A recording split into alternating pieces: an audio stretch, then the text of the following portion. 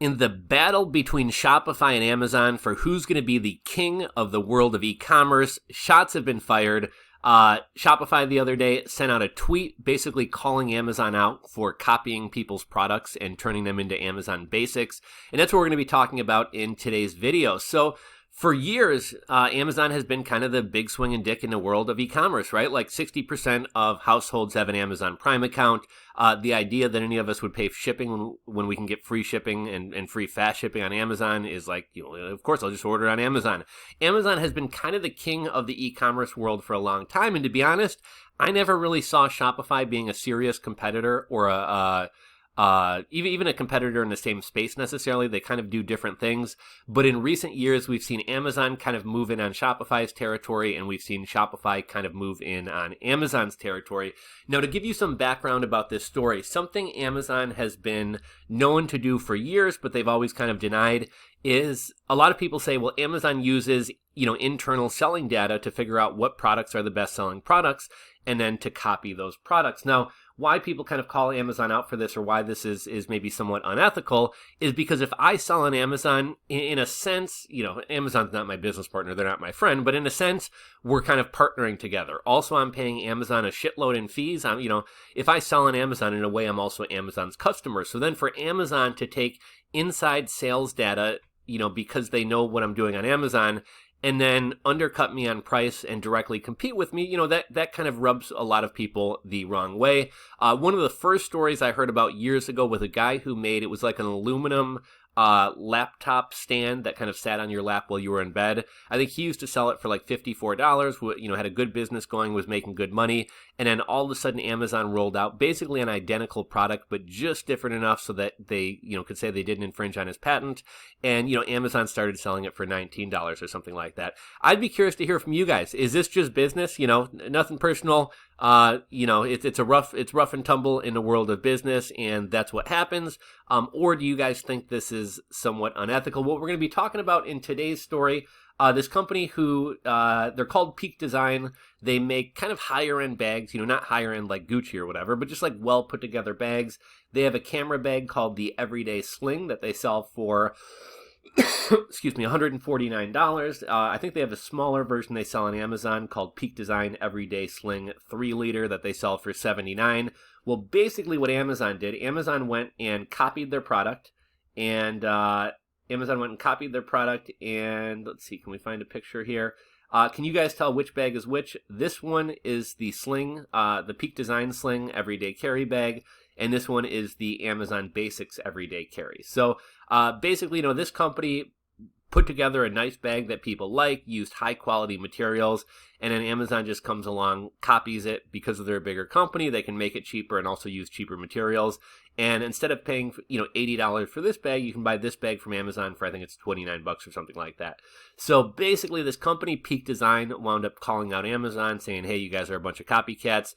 And then I was kind of surprised Shopify kind of got in on the action and sent out kind of a snarky meme and said, Amazon, I won't make a knockoff of your product, wink, wink. And it's kind of interesting because there's kind of an unwritten rule in business that you're not really supposed to kind of talk shit about your competitors. I think that has kind of gone away in recent years.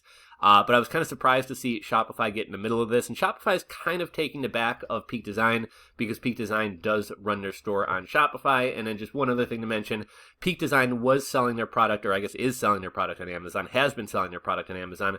So Amazon basically has access to all the back-end sales stats. They say, oh, let's see what the hottest selling bag on our platform is. Oh, it's this thing called the Peak Design Sling 3L. Let's make our own version of it. So that's what we're going to be talking about in today's video. Without further ado, actually, let's start it off with, I thought this was kind of clever. So the guys over at Peak Design made kind of a snarky video calling Amazon out for copying their products. So let's take a look at that.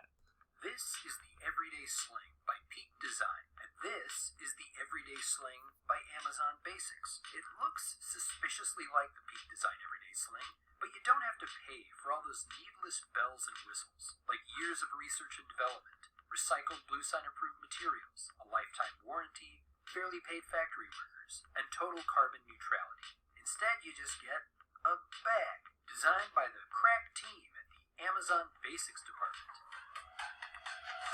Yeah, keep pulling that data. Okay, I'll get right on it, boss. We'll stop right there. That Everyday Sling. It's a hot zone. Let's basic this bad boy. Right on.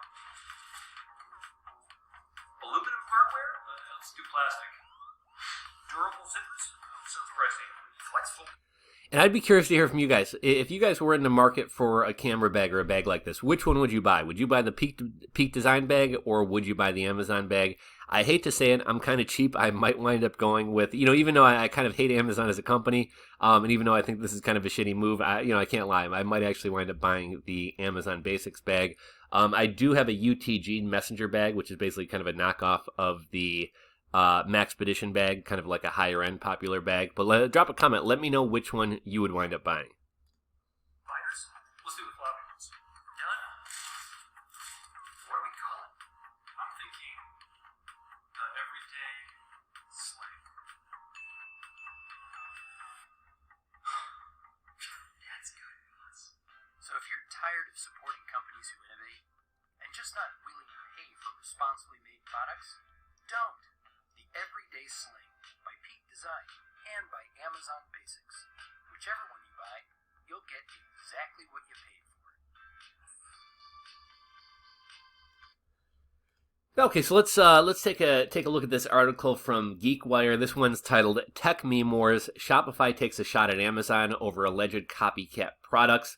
The Amazon versus Shopify battle just got a little more juicy. Shopify's Sassy social media team, or Sassy, and actually if you go look at their Twitter page, they actually call themselves the sassiest entrepreneurship company.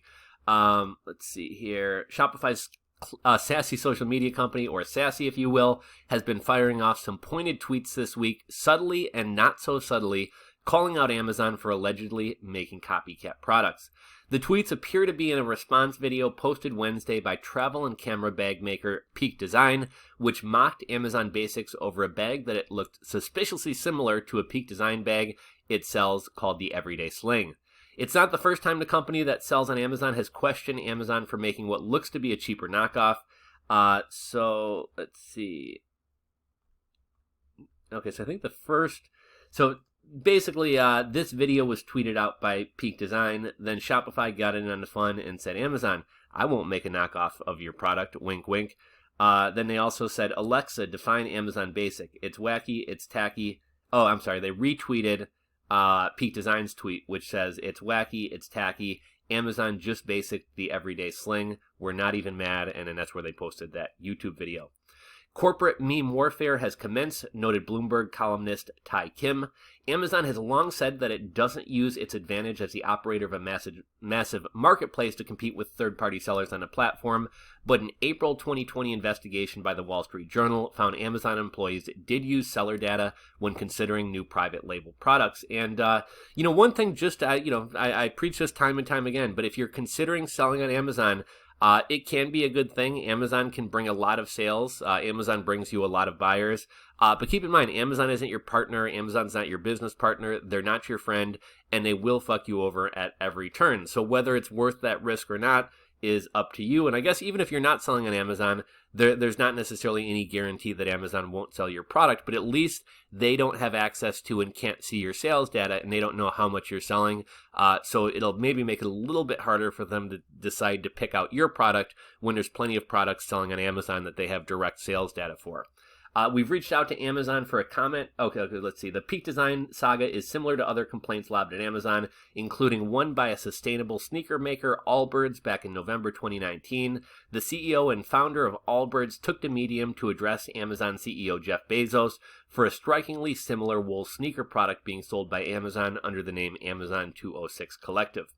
We've reached out to Amazon for comment, and we'll update the story if we hear back. Update, Amazon declined to comment. The growing rivalry between Amazon and Shopify adds another layer to Shopify's zingers this week. Shopify is a leader in a growing industry of online services that provide technology to help small businesses operate e-commerce sites and process payments. The Canada-based company saw revenue spike 86% last year to $2.9 billion, with the acceleration of e-commerce and more people launching online businesses among the pandemic. Shopify and Amazon are different. Customers don't buy products on Shopify, for example, but in many ways they are competitors as both cater to small businesses and online merchants. And in the past, I think there was a lot of differentiation between selling on an online platform and selling on Shopify. And Shopify is not innocent in my book. Shopify has been kicking a lot of people off of the Shopify platform. In a lot of ways, Shopify is kind of the worst of both worlds, right? Like, at least on Amazon, yeah, they're going to try to fuck you over. Yeah, they're going to steal your product. Yeah, they're going to hit you with a bunch of fees, but at least Amazon is bringing you a bunch of business and bringing you a bunch of customers, whereas Shopify now is starting to charge 2% I guess not starting, they've always done it, but Shopify charges you a 2% transaction fee if you don't use Shopify payments. So Shopify is doing nothing for you, and they're still hitting you with a 2% transaction fee. And we're seeing that businesses aren't safe on Shopify. If you run a business and somehow one of your products offends somebody, Shopify will take your store down. And one of the biggest selling points of having your own store that you own and control has always been that you're not at the whim of a third party, and that isn't the case with Shopify. So Shopify is kind of the worst of both worlds. Don't get me wrong, I love Shopify. It's a great platform. It makes it easy to build a website. But I kind of don't like that, you quote unquote have your own website, but Shopify is still going to charge you transaction fees for doing nothing for you. And if you offend the general population or Shopify, they might take your store down and ruin your business. So neither of these guys are innocent. But again, in the past, they were in two different spaces. We're kind of starting to see them move into each other's spaces. And one thing I wouldn't be surprised to see from Shopify moving forward is to maybe make a little bit of a platform play. I could see Shopify buying a payment processing platform, maybe something like, I don't think they're going to buy PayPal, but a company like PayPal, maybe a smaller processor. And then in addition to Shopify payments, having kind of like, how you can log into Amazon and buy any product under the sun from various sellers, but you're already logged into Amazon. Amazon already has your credit card data, and it's one click to pay.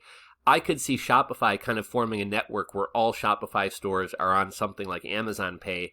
And, you can shop on different people's stores, and with your login, pay and get tracking for all your products in one place. And I could even see Shopify potentially rolling out like their own version of Amazon that basically just pulls products in from various Shopify stores and kind of making a platform play, but we'll see if something like that happens in the future.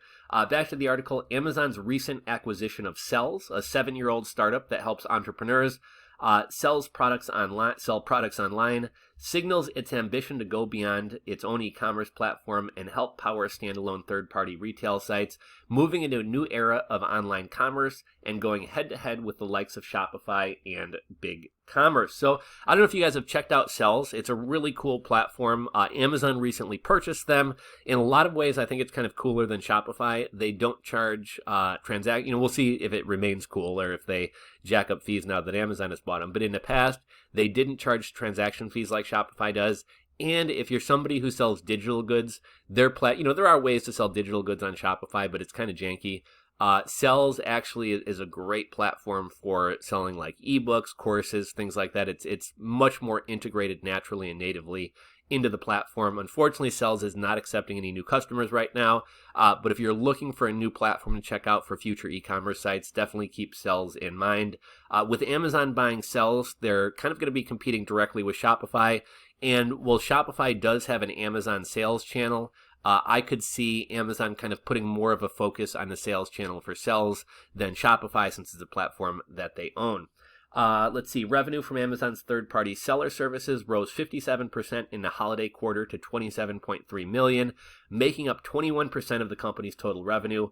Asked in 2019 about the potential rivalry between the two companies, Shopify CEO Toby Lutke dismissed that notion, but noted that Amazon is trying to build an empire and Shopify is trying to arm the rebels. So, I can't talk today.